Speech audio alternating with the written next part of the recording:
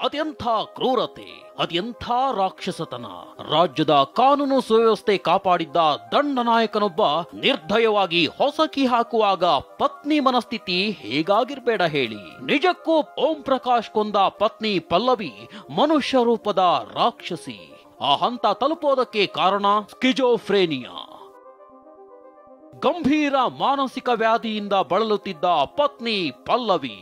ಓಂ ಪ್ರಕಾಶ್ ಪತ್ನಿ ಪಲ್ಲವಿ ಸುಮಾರು 12 ವರ್ಷಗಳಿಂದ ಸ್ಕಿಜೋಫ್ರೇನಿಯಾ ಅನ್ನೋ ಮಾನಸಿಕ ಕಾಯಿಲೆಗೀಡಾಗಿದ್ರು. ಸದಾ ಭ್ರಮೆಯ ಸ್ಥಿತಿಯಲ್ಲಿದ್ದು ಯಾವುದೋ ವಿಚಾರ ಕಲ್ಪಿಸಿಕೊಂಡು ಆತಂಕ ಪಡ್ತಿದ್ಲಂತೆ.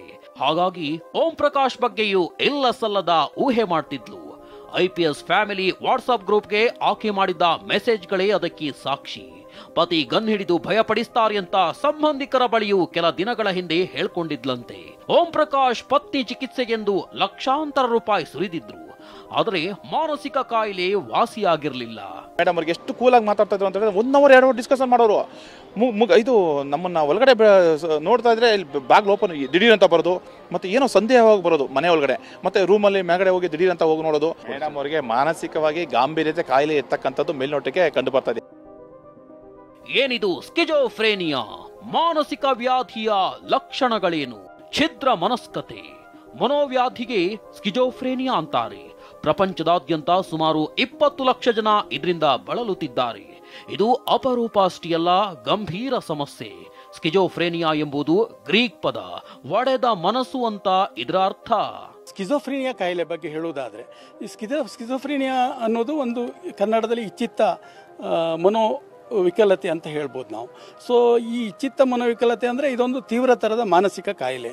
ಸೊ ಇದರಲ್ಲಿ ಇದು ಇನ್ನೂ ನಮಗೆ ಅರ್ಥ ಆಗಬೇಕಂದ್ರೆ, ಸೊ ತೀವ್ರ ಥರ ಆದರೆ ಹಾಗಾದರೆ ಮೈಲ್ಡ್ ಟೈಪ್ ಆಫ್ ಮಾನಸಿಕ ಕಾಯಿಲೆ ಯಾವುದಂತ ಬರುತ್ತೆ. ಮೈಲ್ಡ್ ಟೈಪ್ ಆಫ್ ಮಾನಸಿಕ ಕಾಯಿಲೆ ಅಂದರೆ ಡಿಪ್ರೆಷನ್ನು, ಆಂಗ್ಸೈಟಿ, ಈ ಖಿನ್ನತೆ ಅಂತ ಹೇಳ್ತೀವಿ ಅದು. ಸ್ಕಿಜೋಫ್ರೇನಿಯಾ ಬಾಧಿತರು ಇತರರೊಂದಿಗೆ ಬೆರೆಯಲು, ಮಾತನಾಡಲು ಸಾಕಷ್ಟು ಹೆದರುತ್ತಾರೆ. ನಡವಳಿಕೆಯಲ್ಲಿ ಅನೇಕ ಬದಲಾವಣೆಗಳಿರ್ತವೆ. ಹದಿಹರೆಯದವರಲ್ಲಿ ರೋಗ ಲಕ್ಷಣ ಗುರುತಿಸುವುದು ತುಂಬಾ ಕಷ್ಟ.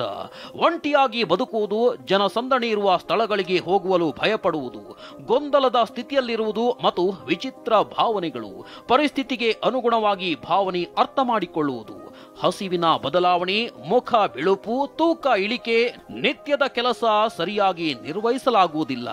ಏನು ಮಾಡ್ತಾರೆ, ಬೇರೆಯವರೆಲ್ಲ ನನ್ನ ಬಗ್ಗೆ ಏನೋ ತೊಂದರೆ ಕೊಡ್ಲಿಕ್ಕೆ ಪ್ರಯತ್ನ ಮಾಡ್ತಾ ಇದ್ದಾರೆ, ನನಗೇನೋ ಸಂಚು ಮಾಡ್ತಾ ಇದ್ದಾರೆ, ಸೊ ನನ್ನ ಕೊಲೆ ಮಾಡಲಿಕ್ಕೆ ಏನೋ ಪ್ರಯತ್ನ ಮಾಡ್ತಾ ಇದ್ದಾರೆ, ಇಲ್ಲ ನಾನು ತಿನ್ನೋ ಆಹಾರಕ್ಕೇನಾದರೂ ಔಷಧನೋ ಅಥವಾ ಏನೋ ವಿಷನೋ ಹಾಕ್ಲಿಕ್ಕೆ ಪ್ರಯತ್ನ ಮಾಡ್ತಾ ಇದ್ದಾರೆ, ಇಲ್ಲ ತನ್ನ ದಿನನಿತ್ಯದಲ್ಲಿ ನಡೆಯುವಂಥ ವ್ಯವಹಾರಗಳೆಲ್ಲ ಅವರಿಗೆ ತಿಳಿಯುತ್ತೆ, ಇಲ್ಲ ನನ್ನ ಮೆದುಳು ಮುಖಾಂತರ ಏನೋ ಒಂದು ಚಿಪ್ಸು ಅಥವಾ ಏನಾದರೂ ಕಂಪ್ಯೂಟರ್ ಆಧಾರಿತ ಒಂದು ಇದನ್ನು ಇಟ್ಟು ಅವರೆಲ್ಲ ತಿಳ್ಕೊಳ್ತಾ ಇದ್ದಾರೆ. ಈ ಥರ ಒಂದು ಏನು ಅಬ್ನಾರ್ಮಲ್ ಥಾಟ್ ಪ್ರೋಸೆಸ್ ಇರುತ್ತೆ ಅವರಲ್ಲಿ. ಹಾಗಾದ್ರೆ ಮಾನಸಿಕ ವ್ಯಾಧಿಗೇನು ಕಾರಣ ಅಂತ ನೋಡೋದಾದ್ರೆ, ಸ್ಕಿಜೋಫ್ರೇನಿಯಾಗಿ ಕಾರಣವೇನು?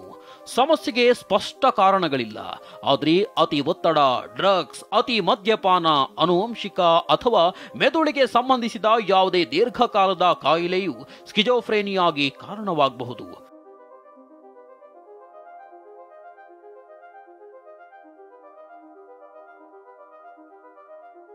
ಸ್ಕಿಜೋಫ್ರೇನಿಯಾ ಪತ್ತೆಗೆ ನಿಖರ ಪರೀಕ್ಷೆಗಳಿಲ್ಲ.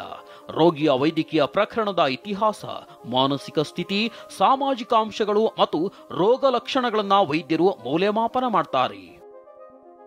ಧ್ಯಾನ, ವ್ಯಕ್ತಿಗಳ ಬೆಂಬಲ ಮತ್ತು ವರ್ತನೆಯ ಚಿಕಿತ್ಸೆ ಜೊತೆಗೆ ಔಷಧಿಗಳಿಂದ ನಿಯಂತ್ರಿಸಬಹುದು. ಅಟ್ ದಿ ಸೇಮ್ ಟೈಮ್ ರೋಗಿಯನ್ನ ಮಾದಕತೆ ಮತ್ತು ಧೂಮಪಾನದಂತಹ ಚಟುವಟಿಕೆಗಳಿಂದ ದೂರವಿರಿಸಬೇಕು. ಇಂಥ ಸಮಸ್ಯೆಗಳಿಂದಾಗಿಯೇ ಪತ್ನಿ ಪಲ್ಲವಿ ತನ್ನ ಮಗಳಿಗೆ ಆಸ್ತಿ ಮಾಡಿಸಲು ಕಿರಿಕ್ ಮಾಡಿರಲೂಬಹುದು. ಇದನ್ನ ಅಲ್ಲಗಳೆದಿದ್ದ ಓಂ ಪ್ರಕಾಶ್ ಹತ್ಯೆ ಮಾಡಲು ಕಾರಣವಾಗಿರಲೂಬಹುದು. ಶಿವಪ್ರಸಾದ್, TV9 ಬೆಂಗಳೂರು.